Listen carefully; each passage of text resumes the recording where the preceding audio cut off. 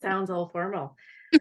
Well, it is already, I have no idea how it got to be that way, but it's December 13th of 2023. And one of Jessica's favorite numbers, Yes. Jessica Dayle, is here with us from Vancouver, BC.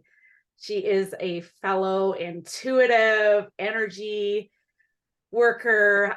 She's got some amazing background and experience, and we've just had this amazing connection. And so I thought it's just about time that I bring her on here and share her energy and her passions and purposes with you, so you can kind of get to know her a little bit and the work that she's doing and is evolving into. So she's kind of been on a journey of healing and self-discovery, and all of these paths that she's been on have led her to where she is today. And that's already evolving and changing. And so she's been a recovery coach, advocate, harm reduction nurse. She's got years in the nursing background, intuitive, and a spiritual healer. So welcome to the podcast. And oh yes, she also has her own podcast too, The Divine Minds, which she has been dabbling a little bit in and continues to play with that energy as well. So welcome, Jessica. Love having you here on Roots to Wellness podcast. Oh, thank you. Thanks for having me. I love hanging out with you. Yes. Yeah. So if you were to give yourself just kind of a nice little introduction of where you're landing, kind of a little bit about that path that you've been on, and really wherever you want to start with that. What has led you to the work, beautiful, beautiful work that you're doing today? Oh, that's such a long story, but because I'm a big picture, sometimes small tree, but big picture. Um, what led me to the work I'm doing now was actually when I started using drugs when I was 13 years old. And that entire process of um, being like a child who was using drugs to be able to escape what was going on in her life and not being able to just manage, I think, the trauma that I had gone through and the experiences that I had, and also being undiagnosed neurodivergent in the 80s and 90s had taken its toll on me as well. And I found drugs very young, and they served a purpose. I'm not saying anybody who's a child should be using drugs, but for me, where I was, it served a purpose in the moment. And that's what led me towards my healing path, because I fell deep into addiction by the time I was 16, 17 years old, and was deep in addiction with everything that goes along with it from 16 to 23. And I was given the choice and the opportunity to be able to go to treatment to stop the cycle. And I chose to stop the cycle. I chose to go. And the reason why was because I ended up in the early 2000s, believe it or not. And that's why I think it's coming full circle. In the early 2000s, I ended up with an addictions counselor who had harm reduction in her wheelhouse, which is just almost unheard of. Like, she was a renegade. And I even remember her saying, like, this is really not like something I should be telling you.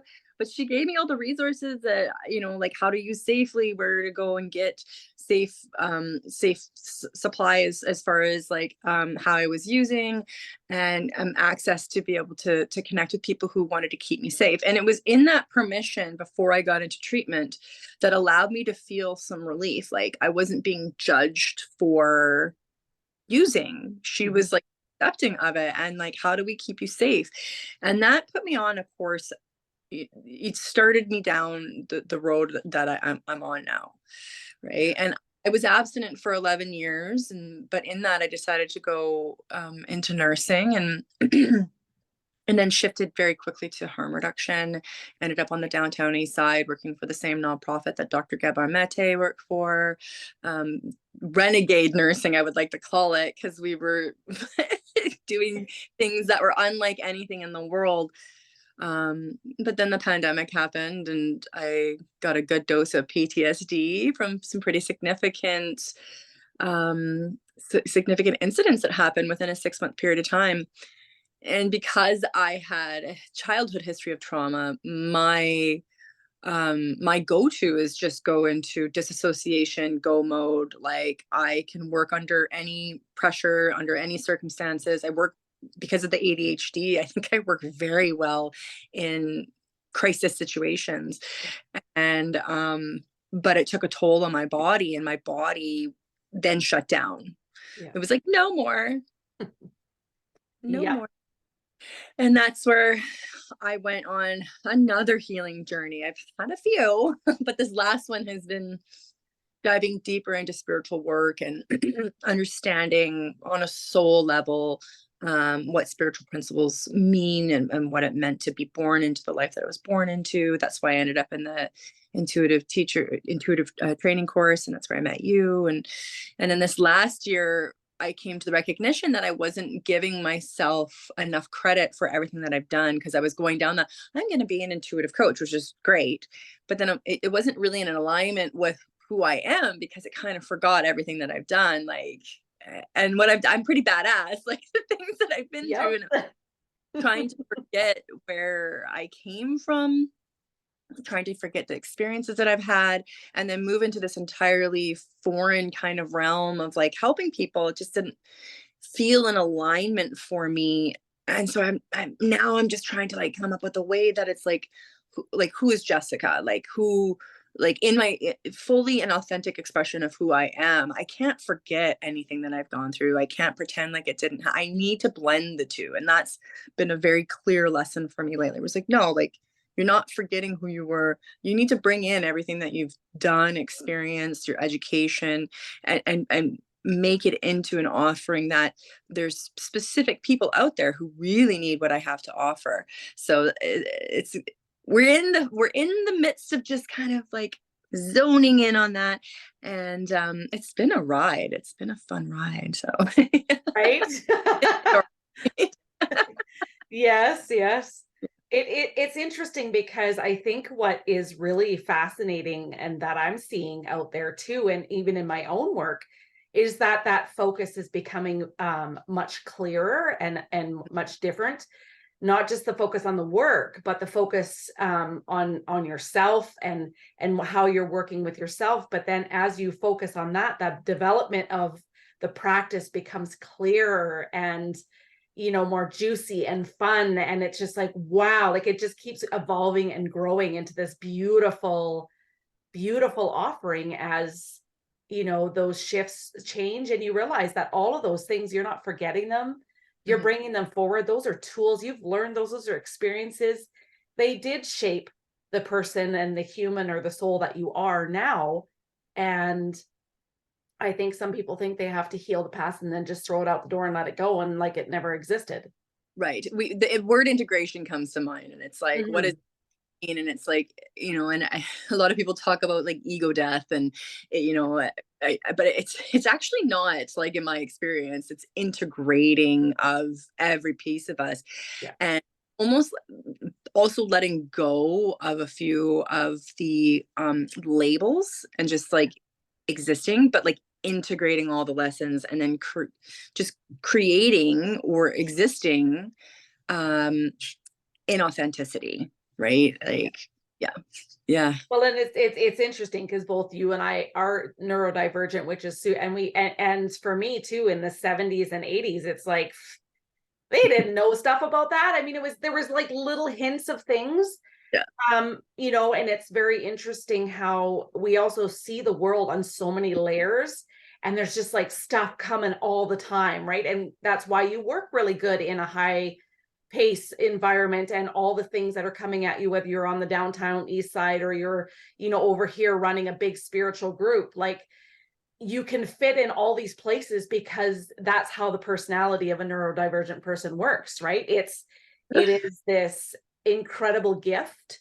And I think we're taught, like you were saying with labels, we're taught that, oh, well, you have this, and this is your da da da da da. But actually, it's a superpower.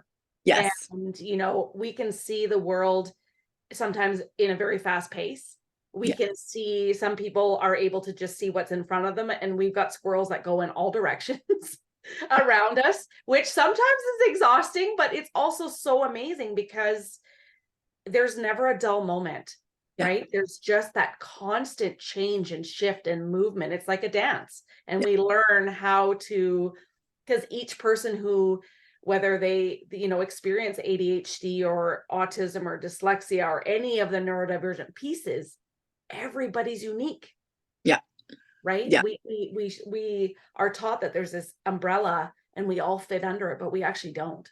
No, there's so many different facets and experiences, and yeah, like it's the labeling, and it's the use of the words I am that really, and then your perception of what that I am is, right? Like if I am ADHD has a negative connotation to you because of conditioning, then your ADHD is going to manifest as a negative, right? Like you're going to beat yourself up for a lot of things. Same with like autism, and same with any sensitive, neurodiverse experience. If you're labeling yourself with the I am and it's in a negative connotation, you're going to have the negative experience of it, instead of looking at it like, oh, like there's nothing wrong with me, it's the world. And like it's the world that is and literally built up around ignoring your sensitivities and molding into this structure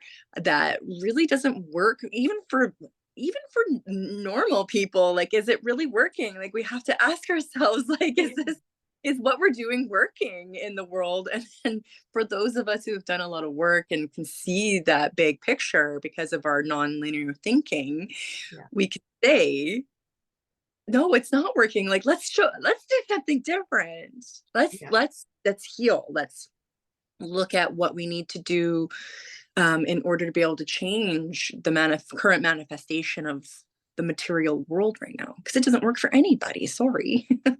No, and I think that's why you're seeing such a big worldwide shift, right? And you're seeing a lot of more things coming to the surface, whether people are healing at a fast pace, they're growing, they're changing, they're pivoting their lives, they're going, geez, I was headed down this path, that's not who I am, but over here this is like so juicy and interesting and I love it.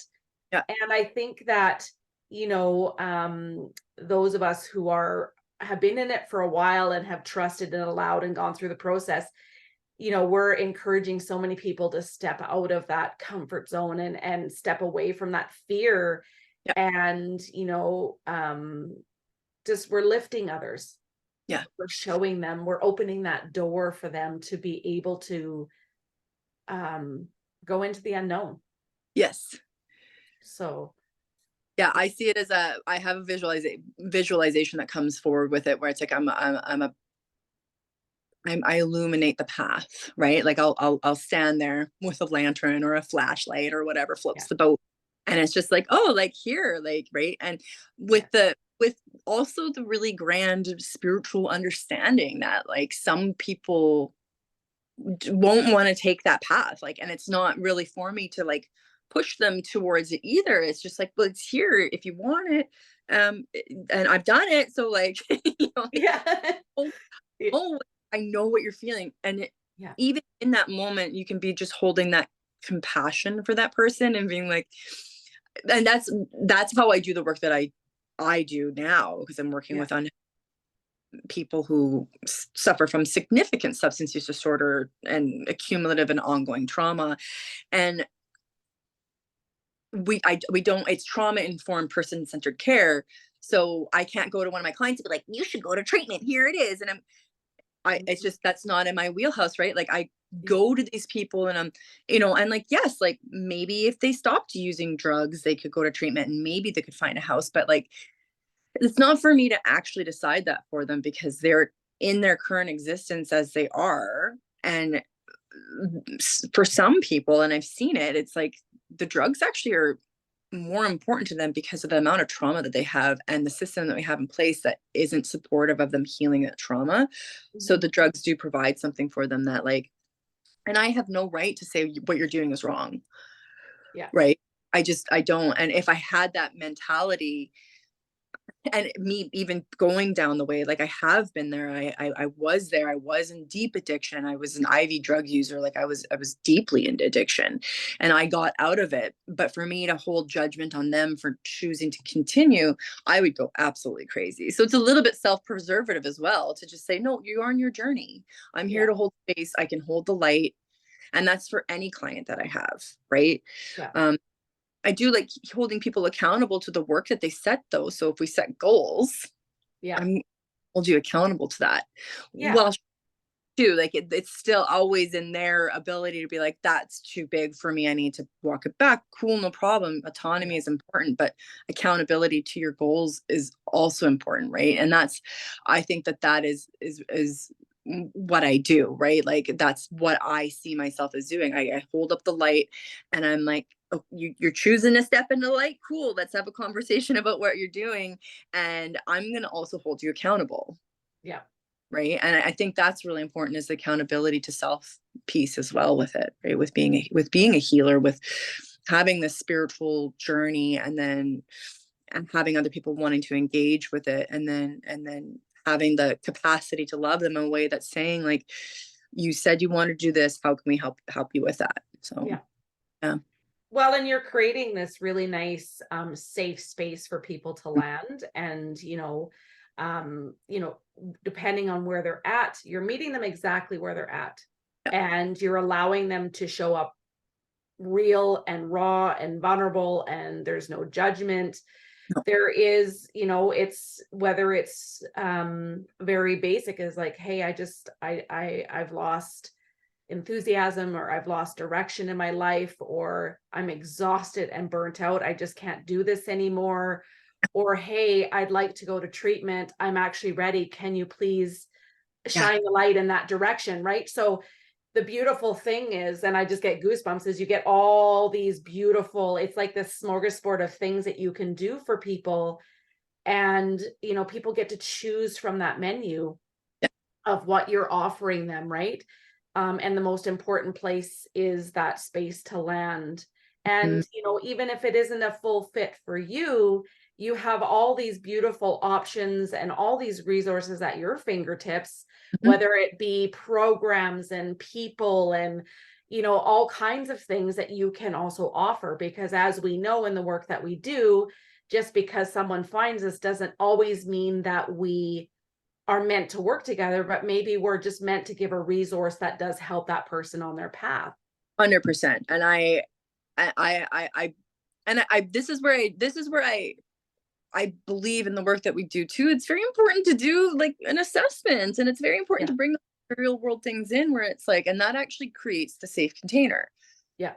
Like, am I a good fit for you? Like, are you in a place where you can open up and be vulnerable? And are you ready for the change that I have to offer? It's really important to look at those things. And Yeah. I'm starting into the psychedelic space, and I think it's very important within that space as well to do an assessment, to Yeah. understand from the material human aspect, like where could we cause harm if we just, oh yeah, no problem, like spirit will take care of it, Yeah. like Yeah. if that's what you're looking for, I'm not that person. I'm not going to be like, spirit will take care. This is all for spirit. Spiritual, like I can't walk up to someone on the street and punch them in the face and be like, oh, it was meant to be that, I was meant to be that you're Yeah. healing. Yeah. In there, exactly. Yeah. And it's, and as you are developing and pivoting and focusing and aligning and just evolving things, each piece that comes in, you just get, that's being really clear. So when somebody's going to land in that space, maybe I see maybe people have worked with you for a little while and they're like, yeah, I've heard about this, I'm at this place now. Tell me about it. What does it look like? What is the process? All those kinds of things. And you have your questions and your assessment and your background, and you're saying, hey, you know what, maybe you're not quite ready for this, Right. and Yeah. or it doesn't fit you, or hey, you know what, absolutely, like this is where you're at, and being able to be really clear and Yeah. honest, and that is Yeah. definitely something I know is, it can be a challenge for some of us, because we want to just get in there and keep on help, help, help, help, help, help, and do all the things. Yeah. Right. So that clarity and that those boundaries and those understanding and the clear assessments, Yeah. it's similar that you would do with as a nurse. I mean, you don't just go in there and go, oh, I got all things. This is fun. Like if we look at it from that perspective of like nursing, working collaboratively with doctors go in and they're like, psh, psh, they'll cut you open, they'll throw, you know what I mean? Like they fix it. They're the fixers, but the nurses are the like before, during, and after caretakers, right? We're the coaches in that aspect. And okay, so like determinants of health, and like let's do this, and drink your water, and we're gonna move slightly. Like we're really creating that safety around that really intense moment. And I think that there needs to be some room for that for healers in this space, because we need surgeons, we need doctors, if you want to think of it in that concept. You break your ribs and you puncture a lung, you need to go into surgery and you need to have someone qualified to, I'm gonna swear, like fuck you up, like put you here, and you need that person to do that, but it's gonna hurt a lot, so you need someone to care for you afterwards. You need someone that's gonna hold the space afterwards and tend to your wound, help you tend to your wounds, and teach you how to care for yourself when you go home, right? And I think in our, like, a lot of us want that quick fix, right? Like we want to go in, we want to get that like bang for your buck, like tear down the walls of the spiritual healing. And then they go off on their own without that support afterwards. And that's where people start to kind of like flounder, because like shadow work and doing this kind of stuff and going to those really intensive breathwork ceremonies, or going to a really intense, like micro or even macro dosing ceremony in psychedelic spaces, or like somatic movement stuff that really will move and shift things.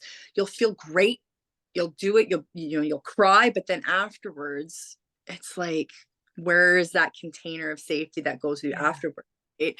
And I think that's really necessary. And I think it's necessary for us to have these conversations and supporting each other and having people like you and me, where it's like, it's the day-to-day caretaking after these big shifts that really helps you integrate the work that happens during. And it's even the beforehand, it's the pre-surgical checklists. Yeah, right. Where are you at before you go into that intense healing? Setting people up for success also means like really getting them into a place before it happens where they're comfortable, they know what to expect, they're prepared for it, they're going into it eyes open, they're fully they're in understanding, and they're informed. It's consensual healing, I think, is a really important thing to talk about. It is, for sure. And I think that part of the reason, I think for me, especially getting away from a lot of the institutional settings for me, is that the space that I can hold is so much bigger, and it's so much more adaptable and changing, and it's softer. I don't have, oh, well, we've got 15 minutes and I'm going to take some notes and sit in my chair. No, we're going to go for a walk in nature. We're going to go grounding. We're going to go outside. We're going to maybe do a sound bath, or we're going to have a meditation. And then I'm going to be with you, and I'm going to land with you as we wind down and we come up out of that. And then you have access to me in all of these other ways. And of course, we do have to set our boundary, but our boundaries can be a little bit bigger. It's not dictated by some government. We decide ourselves exactly what it is that we're comfortable with. And it's like, we don't have those considerations from the colleges going like, so I agree with this in this level. Yeah. Well, and I think it allows us to expand our work and to really, evolve. Like we were talking about in the very beginning, we are constantly evolving. It's not always the same. It's not always the same exact thing all the time, because the person is changing, the client is evolving. The friend is going, hey, like the problem I had a year ago is like 10 things different now, and so we're going with that universal flow and that change and the energy, because that's what we're working in. We're working in all kinds of things, right? We've come from that very, structured training background, which is awesome because it gave us a lot of great things. Yeah, But in my almost 28 years, I'm going, wow, like I have shifted and changed so much. People are not statistics, they're not numbers, they're not a chart, they're not a contract. They're human beings here having this beautiful experience. 100%. And I love that conversation where it's like we can blend that experience and those morals and those codes of ethics and those things that we were taught and we learned in school and how we practiced when we were in like more institutional settings, and then bringing that foundation in to expand the spiritual healing aspect of it. And that does create safety because it feels good to work with someone that has a foundation, in my opinion. Yeah. Right? For people that I'm going to attract in, they're going to want the safety. Yeah. But then the sky's the limit as far as we're going to do. Like as a nurse, I could never hold a psychedelic integration healing circle. No.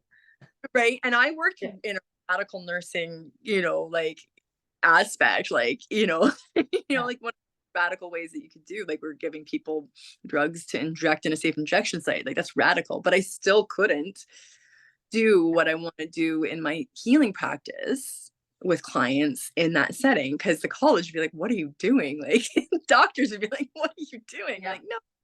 Right? Well, some doctors, I mean, there's some, like you said, with Dr. Garber Mate and some of them that are out there. And I mean, he's phenomenal and very, I mean, so much outside the box and I think that's, the people that you and I are attracted to learning from are the ones that are, whether it's Dr. Divi or Lynette or Dr. Garber Mate and many others, they're very much outside the box, outside of that. They're very, open to a lot of things and always, shining that light in so many different directions. Well, there's this, but what about that? And about this, and it allows us, I think, to be continually inspired and in working with people to just have this fluidity of things that are coming, right? Like, as we're just learning, we love to learn so much and we are absorbing at a pace that sometimes is really super fast, but then we're able to share it because we're processing quite quickly, and then we're going out and we're going, hey, like I learned this thing, it was so amazing and I want to share it, and I'm going out and I'm doing it. And I think that's the fun part about this work too. And also the fun part about that neurodivergent brain, because it just is like, we've got this Rolodex of stuff that we have up there. We just want to take it out and we want to just, share it with the world. And, they always talk about the brain, especially the ADHD brain, it's like a Ferrari with bicycle brakes. And sometimes it certainly is, because it's just like, yeah, come on. And, but that's the enthusiasm. That's that real enthusiastic joy and that zest for life and learning and growth that comes in. And I think you and I both have talked about that before. And I think, it can be tiring, but it's also what keeps us 100%. Going. Right. And a big part of my life and my experience has been the stellar self-care aspect of being, and I'm unmedicated too. Like I was medicated. I'm medicated for a long time. I don't knock medication. It allowed me to be able to exist in the material world, but I'm unmedicated now. So I'm starting to learn exactly how I mask and how I, what my needs are as a neurodiverse individual and not in accommodating and stopping accommodating adjusting who I am to the world. Right? And then what do I need to feel good in the world and to allow myself space to my nervous system to kind of settle. And it's a daily practice because, like you said, like it's a Ferrari with like bicycle brakes. So reparenting myself in a way too, where it's like, hey, Jessica, no, like you're overstimulated now. And having that like third person conversation with myself where it's like my higher self comes in, or I have the Jessica, it's time for you to sit down and maybe you need to, nope, you're not going to get up and you're not going to do, you're going to just be. And in those moments, I've noticed that like I will actually cry a little bit. Yeah. I'll become frustrated because I want to keep going because I'm overstimulated. But Yes. then when I reparent myself and say, no, it's a relaxed day, it's a chill day. And then I'm like frustrated. And I'll like be tender with the frustration and be like, it's okay to feel frustrated. And then all of a sudden I'm crying and I'm like, oh yeah, like I am so tired. And I'll recognize Yeah. really tired and I do need rest. And it's interesting when you play with it in that way where it's like you can see the separate little parts of you where it's like go go go go go, and then you have the insecurities of like the inner child in you that was wounded because you have these differences, and then you can come in with your higher self and like give yourself space and reparent. And I love it, and that's a daily spiritual practice for me, Yeah. is really recognizing when I need to breathe and embody and feel my feelings. And that's another big thing too, is like not trying to get rid of my feelings. Like I recognize, okay, yeah, I'm in frustration right now. So, and not even trying to go beyond that. Cause it's like, well, what's underneath the frustration? I don't know, bitch. I'm just frustrated. Like Yeah. I'm just, Just is. and it just is. And I'm going to sit with it and I'm not going to judge it. And I'm going to allow it. I'm not going to act out on it. And I'm going to like put some tenderness there. Be like, it's okay for you to feel frustrated. It's understandable. And parenting myself in that way too, where it's like loving myself in all aspects of it. Because I believe that we're here to not get rid of that part of us. We're there to like, that's what self-love is. Yeah. Full stop. It's not when I'm perfect or like doing good or I've done self-love. Radical self-love is in every aspect. When I make mistakes, when I'm feeling frustrated, when I'm not manifesting what I want to manifest, you know, like all of the things that we can find to beat ourselves up with is just an opportunity to love ourselves. And that's just what I look at it, right? And I think being neurodiverse is like an opportunity for a lot of self-love. Well, it is, because I think we've spent so much time being misunderstood Mhm. and, sometimes not taken seriously, or, being pushed to conform or to fit into something that really doesn't serve us or isn't who we are. Right. And Yeah. so, we've been peeling back the layers of that beautiful onion that we all love to work with, right? And going, hey, you know what? It's okay that maybe all of these things brought you to this place, Yes. and that journey to, that deep place within of acceptance, of love, it Yes. comes from us. It doesn't come from that outside person or, situation or those things. Yeah. And I think that's why you and I are stepping outside of those boundaries a bit of the way that we have been kind of going through life, especially younger years, right? Mhm. And it's like, oh, well, just sit down and be quiet, or here, take this, or do that. Like you said, I mean, there's always a place for many things. There's a place for medications, there's a place for therapy, there's a place for all sorts of things. But there Mhm. also comes a time that, when you get to sit down with yourself and do that journey in. Yes. And no one, in all of my years before I really realized all the things I was dealing with, I mean, it was, stay busy or do sports, do this, do that, to do. And now we have learned in our age group now, whereas we get to come in, we get Yeah. to be, and maybe where that little girl's gonna cry and be like, I don't want to sit down and be quiet and have a nap, damn it. But then the version of you now goes, oh, but it's okay. Okay. Give me you a blanket. Here's Yeah. your little stuffy. Oh my gosh, just Yeah. enjoy it. I'm gonna rub your back. I'm just gonna Yeah. love you. Right. And so we get to go back to all these, all that inner child work, all those beautiful little versions of ourselves that need us to show up as who we are now, and just nurture them and Yep. love them and hold space. Yeah. So as we're doing that and learning that, then we're taking that and we're taking it into our work. Yeah. Every And every day. And that's yeah, the life of a healer. And like it's just yep, so interesting. Like what you're talking about is just it's self-worth and like yeah, understanding who I am and what I have to offer, and yeah, caring for ourselves in that way. And it's just how many things can I heal? Like and mm, I just it just and it's like and I embrace it and I love it. Like I was born to it. Like I said, mhm, like 13 years old, I was mm, using chemicals to feel better. Like my first suicide attempt, I was 11 years old. It didn't work. I was naive, but like the intent was there. Like yeah, so yeah, I look at it like a tragedy, like, oh God, it's like, oh fuck, like that is amazing. Like I was literally born into a life where I have so many opportunities to feel so many different things and experience significant trauma in my life and yeah, heal it. And then now I'm like, okay, daily, what do I get to learn about? And then absolutely right, Rhea, like I can bring this to mm, whoever I'm helping on their path in their way. It's a beautiful journey. I love it.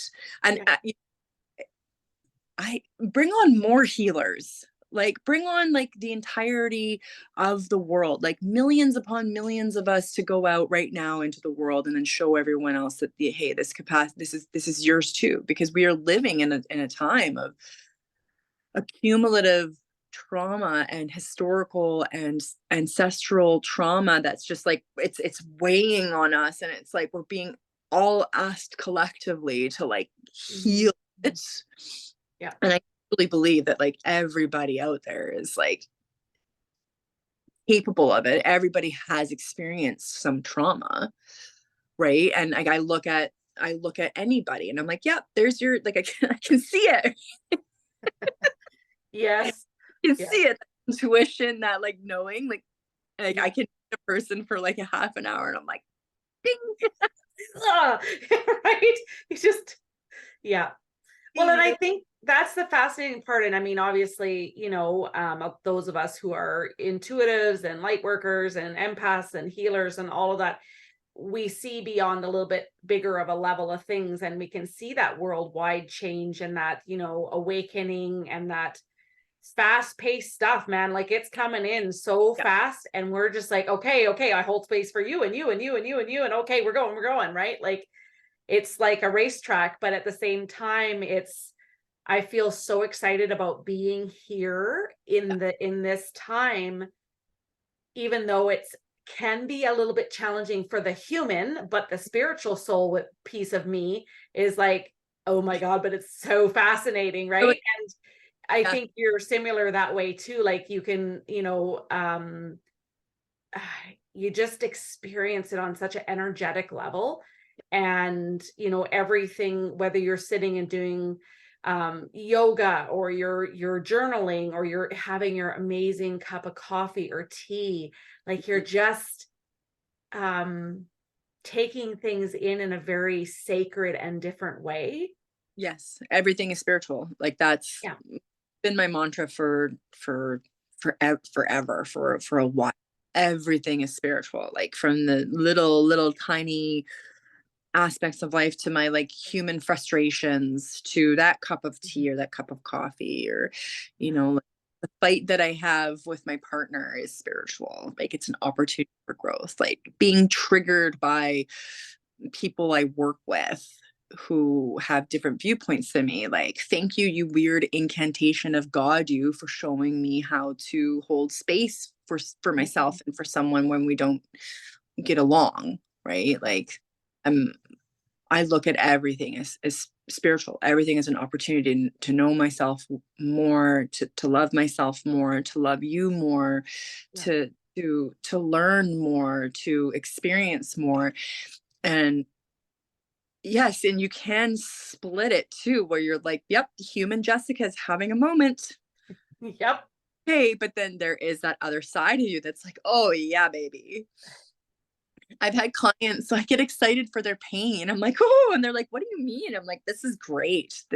We get to work Yeah. with something really really strong here. That's why I love the addiction space. I love working with people who have, patterns, habits, and addictions that can be a little bit destructive, because I'm like, this is freaking rocket fuel. This is Yeah. something that's like, propel you into a different understanding of existence, because the pain that's experienced in that, and the suffering that can come from those intense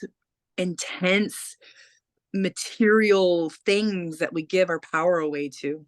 And I'm not just talking drugs, like I'm talking like Yeah. our phones, Everything. gambling, shopping, like Instagram, like not, and I don't call it doom scrolling, and I know that's a big thing, but I'm like, it's like almost like envy scrolling. Like I'm looking at how someone else has, oh well, they're doing that, and I can't do that, so I'm just reinforcing this idea that I'm not good enough. And I'm like, but then that's like, oh, this is great, this is a self-worth conversation to have. But anything that I'm giving my power to outside of myself, I love it. I love working with this pain. I love working with this stuff, because it's so intensely it can project you so far. Yeah. And I love it. I just which is where I'm going to attract in my clients, right? Like, Absolutely. Yeah. and that's who I hold space for. Like, you got some things to shift, and you got some stuff going on that's deep and intense. And I'm fucking damn good at holding space for that stuff, because I've seen it and been through it all. Yes. There's not one thing that a person couldn't bring to me that I would not be able to hold space for, and be able to shed light on how to get out of it if you wanted, right? Yeah. And that's my superpower. That's my capacity to love, like, unconditionally. Mhm. And in the human space, everyone has judgments. I can say I'm not judgmental. I will judge, but I'm also very acutely aware of it, because I know what that means when I'm doing that, right? Yeah. And I'm aware of my biases. I'm aware of who I can work with. I'm aware of who I can't work with, because not for me, but for causing harm if it was. And I'm actually at the place now where there's not too many people I wouldn't be able to work with. I've done a lot of work. Yeah. I Well, and I think for you and for people coming to you, I mean, you've gone through so many layers to find that clarity and that space. And, it could be somebody even just with that addiction to, like you said, just going down those rabbit holes of that mindless stuff, or the polar opposite end of going, I've got some really severe stuff over here in trauma, and I need somewhere to land. So Yep. you've kind of got this really big container. So somebody doesn't have to just come to you and say, I was abused and I was kicked out, or I was using and this. They could say, hey, like, my life has fallen apart over here, and I'm eating unbelievably, and I'm gone down the scroll hole, Yep. and I don't like it. It's not making me feel good. Yep. Yes. Yeah. Right. Because I've been able to see that I've dealt with so much of it, that, and to Yeah. me, I've had clients say, well, it's not that bad, and it's not, and I'm like stop. Yeah. Like, stop right now, because you're comparing yourself to people who, like, have significant trauma or addiction. And it's like, but I've worked with those people, and I'm going to tell you right now that the outcome of it is the same. Like, your feeling and the way that you're disconnected, it's the same thing. It's the same thing. It's Mhm. just you're missing it because it's not that bad, and then you're still stuck in that cycle, Yeah. right? Almost like, to work with the subtle ones, it's more of a challenge sometimes, It because can be. it can be a challenge, because it's Yeah. like not, and they go deep into denial about it. I do it. I'm like, well, Jess, here we are, like, Yeah. and Do it's you this. do you think it's like, that fear of going, okay, well, uh, that judgment, and that, well, if I'm harsh, like, they're usually, you're judging yourself. So, well, I'm just going to tell Jessica it's really not that bad, because I don't want her to think that I can't handle it or do it, or I'm kind of scared, or, like, it's obviously there's some stuff that's coming with that, right? Yeah. And we're sometimes also taught, those are those belief systems that we come along with. Oh, it's okay, you just deal with it, it's really not that bad, or don't cry, or no, no, no, no, and Yeah. there's nothing wrong with that. It's not, but it is how, those belief systems, that we've come and we've gained along the way, and now we're unpacking them to go, oh, actually, Yeah. it's okay, you just deal with it, it's really not that bad. And there's not there's nothing wrong with that. It's not, but it is how, those belief systems that we've come and we've gained along the way, and now we're unpacking them to go, oh, actually, that little 12-year-old girl, she just really would love you to sit with her and just listen Yeah. and just hold that beautiful space, right? And it's breaking those barriers down for people, because we put these walls up when we Right. go through shit, Yeah. and we put them up, and they sometimes just get bigger and bigger until that right person, that right, energy comes in to feel so safe. And we can feel that we start here, really, I don't know, I don't want to tell her my story because what if she judges me? And then, oh, well, she makes me feel Yeah. safe. Well, and I think there's always a fear of judgment for everybody, but Yeah. I think it's also like, it's almost like, remember like oh, there's children starving in Africa. Like there's always someone worse off than you. Yes. So, the capacity to be able to deny your own pain, right? So, but I had it so good growing up, or I had that. And like, yeah, that's fair, but that doesn't mean that your parents didn't, like do things that caused you pain, or, you didn't have a significant loss, or, like just because you grew up having, or, were privileged, Yeah. didn't experience childhood trauma doesn't mean that there aren't instances in your childhood that allowed for you to stay disconnected. And it's always about being disconnected, right? And it's like that story that, well, I had a good, what are you complaining about? And that will come in like, what do you have to complain about? Like, you have everything. Yeah. You don't have it as bad as Jimmy over there. Yeah. Like, you need to sit down and eat your peas and your potatoes and go into your room and just be grateful. Oh, Yeah. right. So it's dismissing the feeling of a child, Yeah. right? Because a child doesn't know, right? And that's all we're working with is like our inner children and our inner teens, Yeah. right? And that child doesn't know, but that child feels in the moment, oh, like my feelings aren't important, Yeah. right?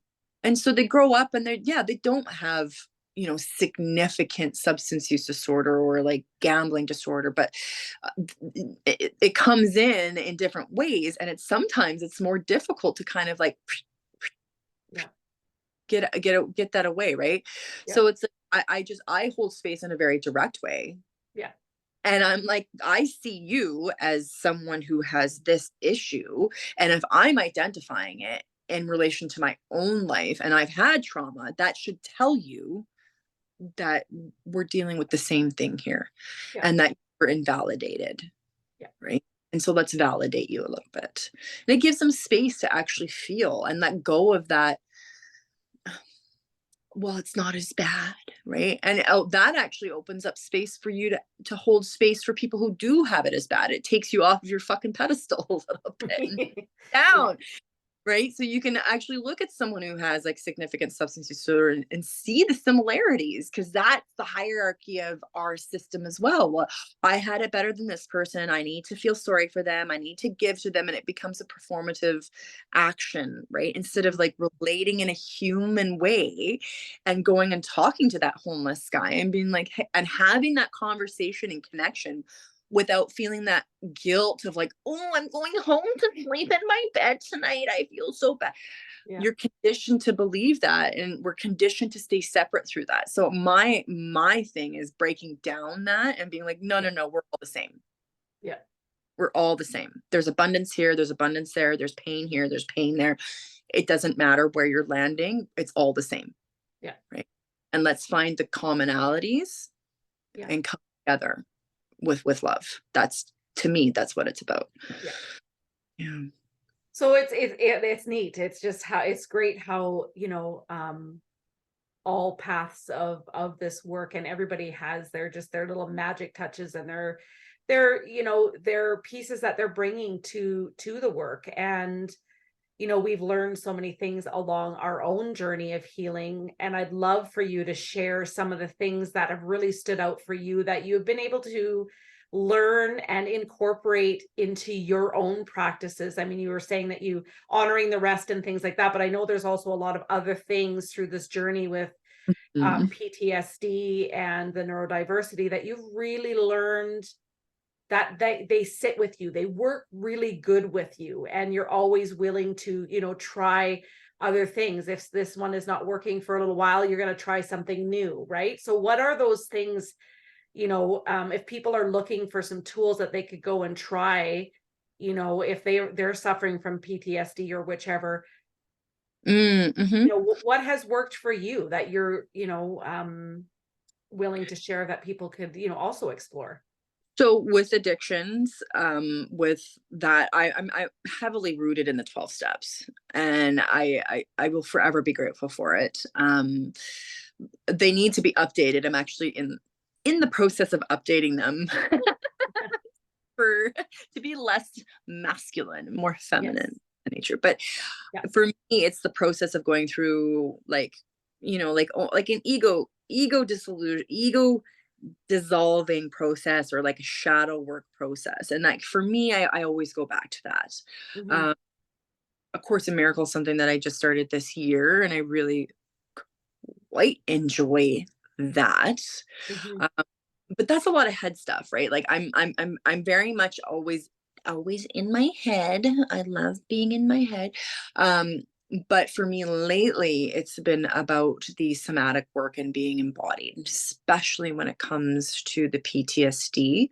Hmm. Um, Understanding my window of tolerance is different, and using radical acceptance and radical forgiveness Yeah. for everything in the moment.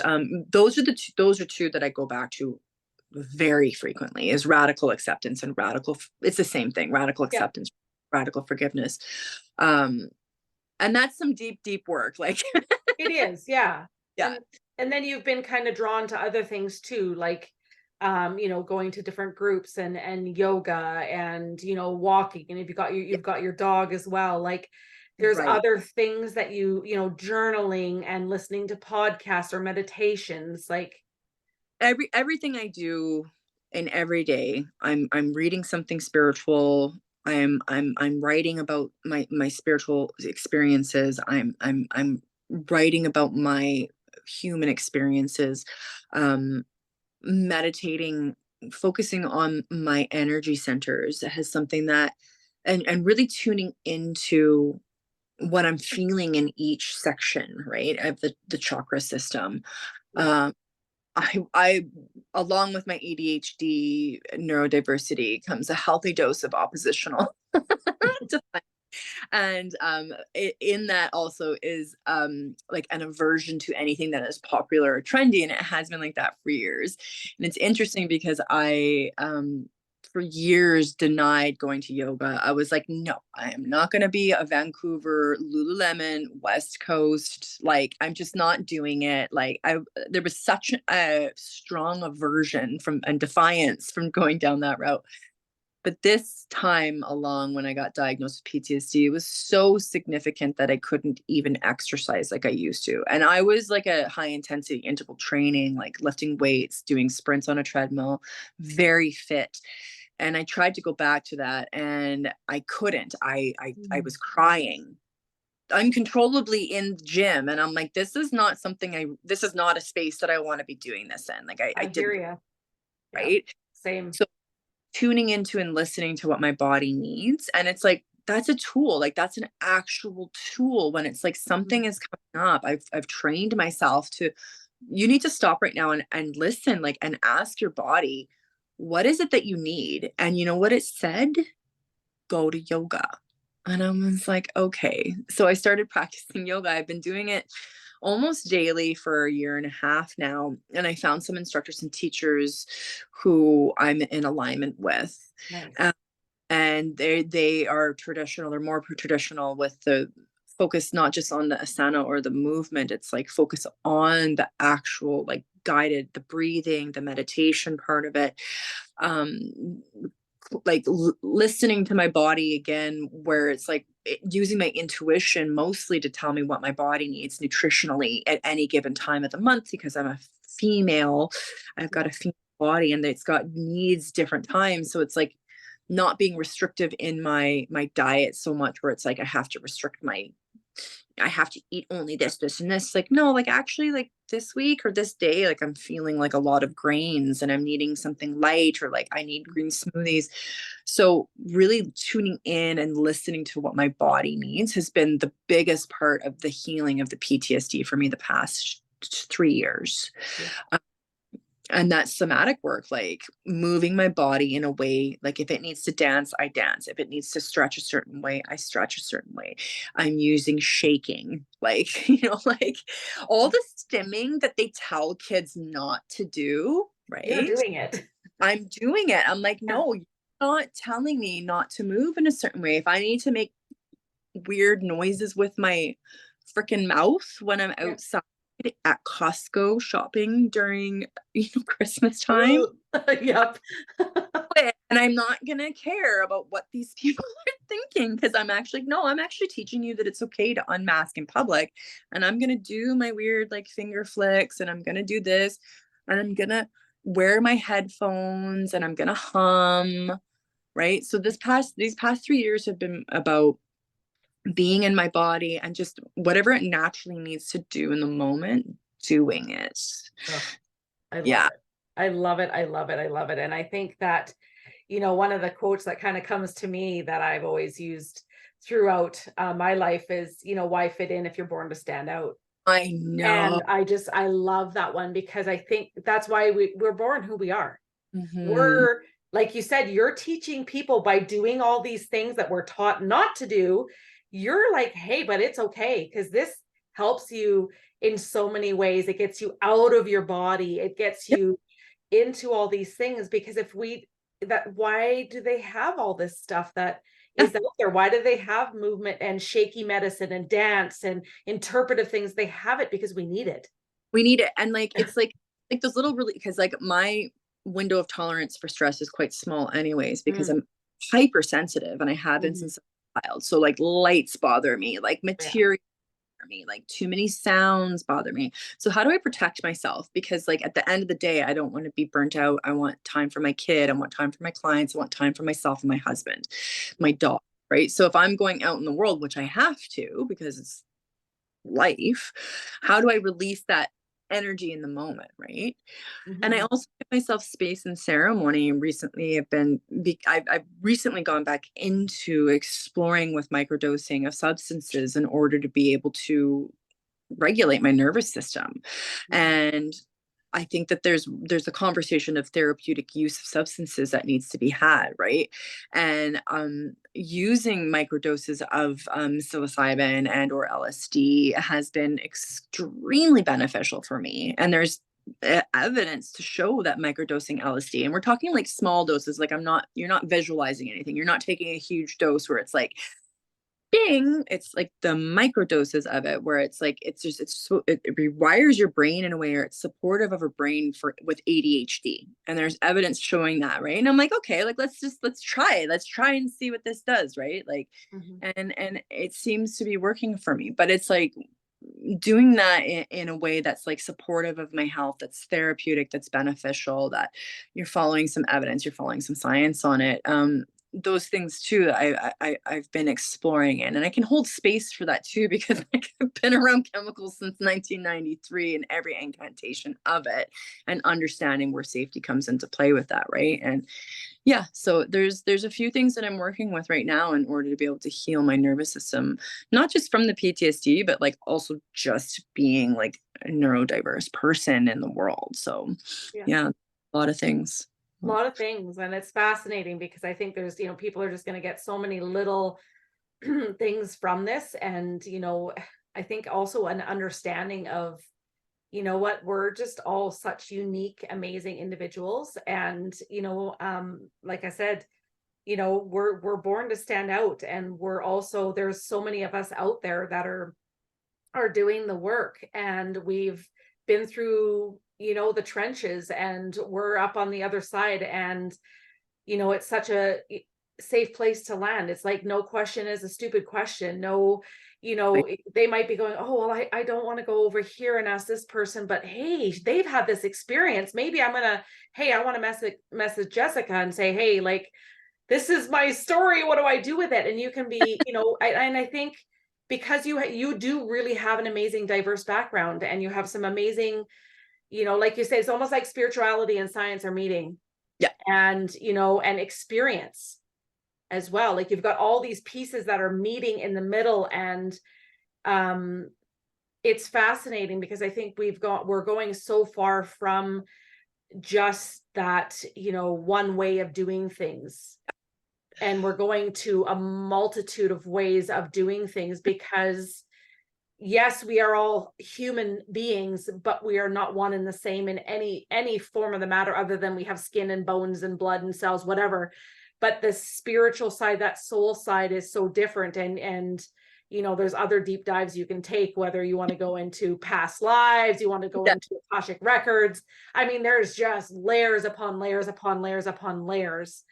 And you and I have learned by going out and diving into all the things. I didn't know for years and years and years that's what I struggled with. I didn't realize I had dyslexia. I didn't realize I had ADHD. And I figured that out kind of on my own through life and late into adulthood. And it's and like I said, it was a time when things were not understood the same, and spirituality was not as far forward as it is now, and it's evolving super quickly.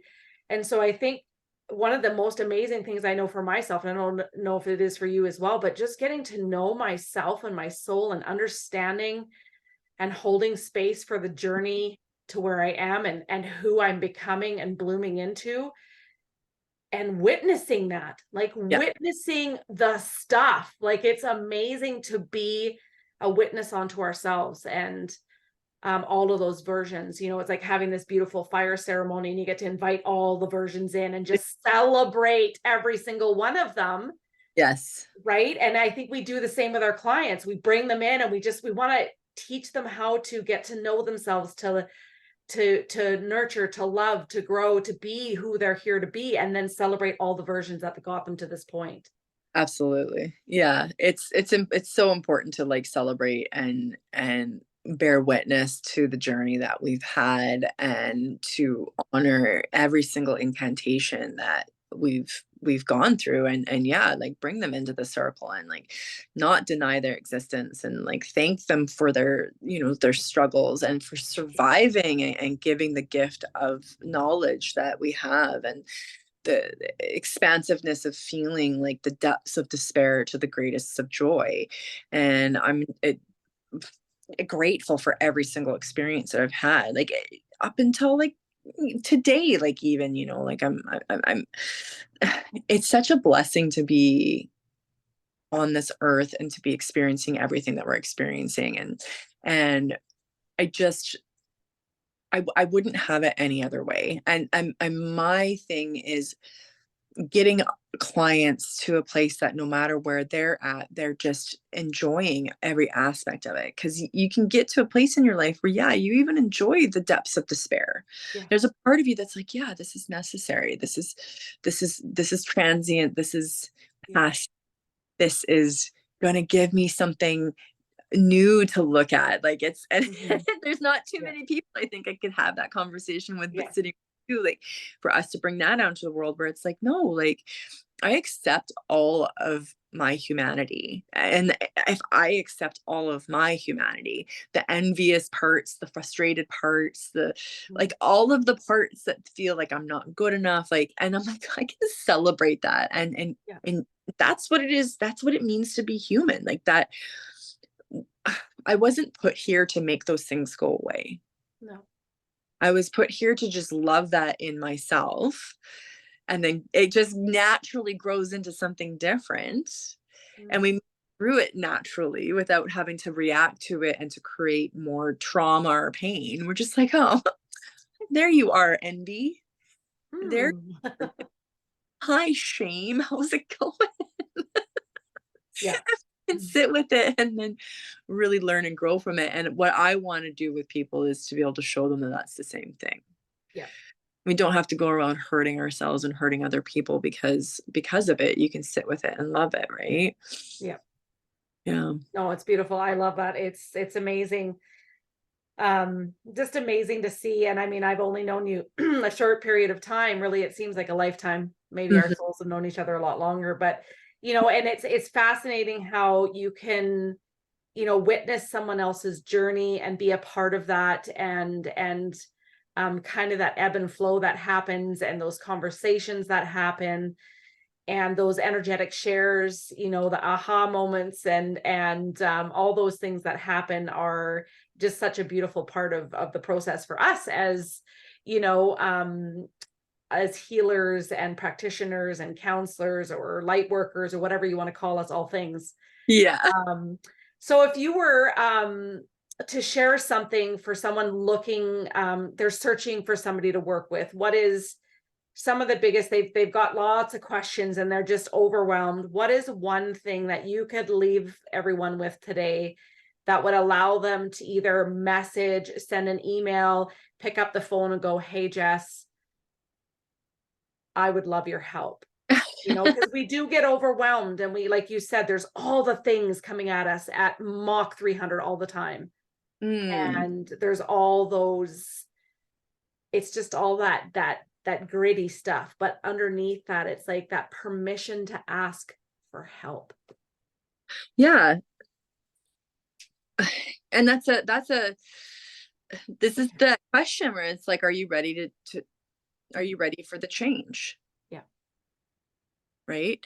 And someone's going to be tickling you in the background. You're going to be, there's people that you follow on Instagram, there's things that you do, and someone is hitting a chord with you. And it's like, it can be a positive thing. And sometimes it can even be like a, oof, like you're having a reaction. Yeah. Right. And then ask yourself, are you ready for the change? And then dive in. Right. Yeah. And I promise that once you start the work, it just keeps on kind of going. Right. And it's just like this, it's just starting it. It's just taking that initiative, that initial kind of like, right. And not worrying about the what ifs or this, that, or other things. Right. Like just go with your gut instinct, go with your right? Because it's tickling at you, it's poking at you, right? It's saying something to you, right? Mm-hmm. And am I ready for the change? Yes, will be the answer always. Yep. Yeah. Then just go for it, right? Just go for it. Trust and allow. Trust and allow. And it's like that. It's that unfamiliar heaven is scarier than the familiar hell, right? Yes. And that's so true. That is so true. Like you can't take someone from the depths of despair and, you know, living in a hellscape and throw them into the expansiveness of heaven. You know, they're going to run away. You got to create a safe in between, you know, and like that's what healers do. We create this safe little in between where it's like, we're in the cottage before we go to the castle. You know, you've been outside for a very long time, you've picked up all your trash armor, you know, you've got all this shit covered on you, and then we're like, hey, I've been there, I washed off, I got a shower in this nice little warm cozy cottage, and we bring you into the little cottage, and then we allow you to rest before we open the door to the big old kingdom of heaven castle, right? That's how right. So I think that can resonate with a lot of people, actually. Oh yeah, for sure. Absolutely. Oh, so much good juicy stuff, Jessica. I just want to thank you too for, I think we could talk for hours, and I know we could, and we just got so many great things. But I want to wrap it up by just thanking you for joining me today. And I will put all of the ways that people can kind of connect with you, whether it's on your podcast or your Instagram, Facebook, your website. And just everyone can feel free to reach out to you, ask you questions. And if you want to reach out to me too, I can also connect you over. But thank you, Jessica, for joining me on Roots to Wellness podcast today. It was on December 13th, and it's just such a phenomenal gift you are in my life, and I'm just so grateful for you. You too. I'm grateful. I'm eternally grateful for you. You're a bright, shining light of wondrous joy in my life, and I very much love you. So love you too. Thank you so much. Okay. All right. Bye.